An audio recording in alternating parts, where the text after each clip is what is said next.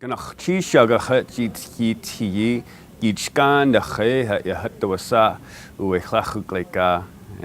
said, thank you for giving me the time to speak with you here today. I was born and raised in Ketchikan, and I was given the Tlingit name of Uwechlachukleka, which means hungry white man.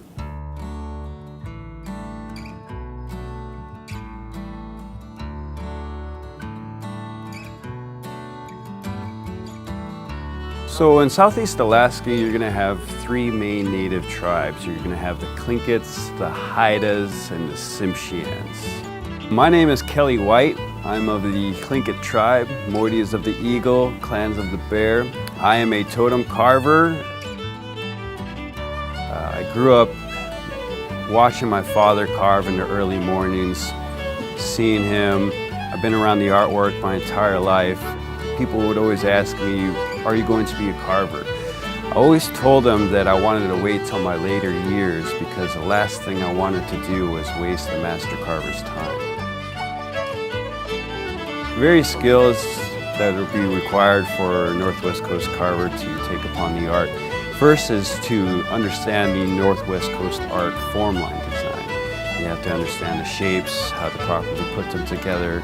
And then from there, one of the biggest tasks is to make your own tools. So this is very common to see a lot of the carvers using this particular tool. It's known as the elbow adze, hence the shape of the elbow here. And this would be the trunk of the tree here. This here would be the actual tree branch. And then I fashioned a rubber inner tube, cut it into a strip, making a nice thick handle into it.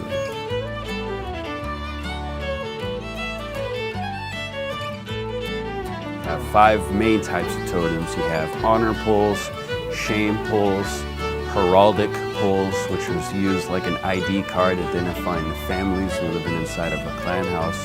You had story poles telling each of the family clan histories, and then you had memorial poles used to honor the dead. Before missionary contact, they used to cremate the dead, place their ashes inside of a totem pole.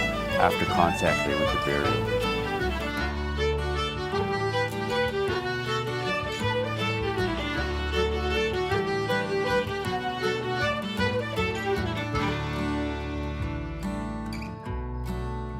The totem pole that's in the piazza is a 10-foot totem pole made out of a western red cedar tree. And I made it in direct relation to Princess Cruises. I wanted to make a story that fitted them, so I called it the Masters of the Sea totem pole. The figures that I put on there, a lot of the native people would look up to. So the killer whale that's on the top portion there, a lot of the native people followed the killer whale while traveling village to village because oftentimes they could lose their life while traveling the treacherous waters of Southeast Alaska. So they would look to the killer whale to figure out the safe passage, figure out shortcuts. So that was, I thought, very fitting for Princess Cruises because safety is the #1 key while having these passengers on board. The other figure down below the killer whale was the octopus. The shamans usually use the octopus. They were spiritual healers.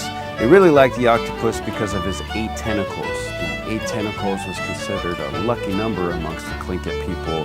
You had 8 main bones in your body, 2 in each arm, 2 in each leg.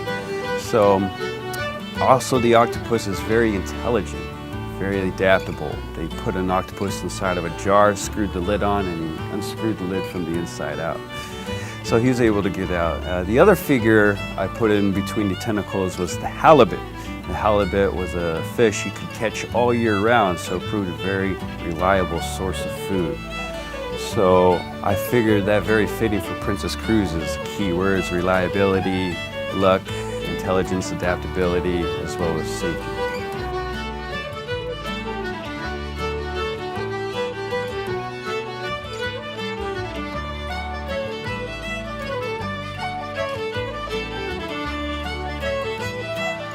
What I wish for the passengers to take away throughout my talk is to identify that there's more than one way to recognize people, to recognize the cultures that are around the area, the complexities of the culture, and also how we went about surviving in these treacherous conditions, but yet at the same time having such a complex culture, such a complex language, and to just be able to retain a little bit of it, even if they can't remember, just to have that feeling that there was a people here and that they had a very huge passion as to who they were.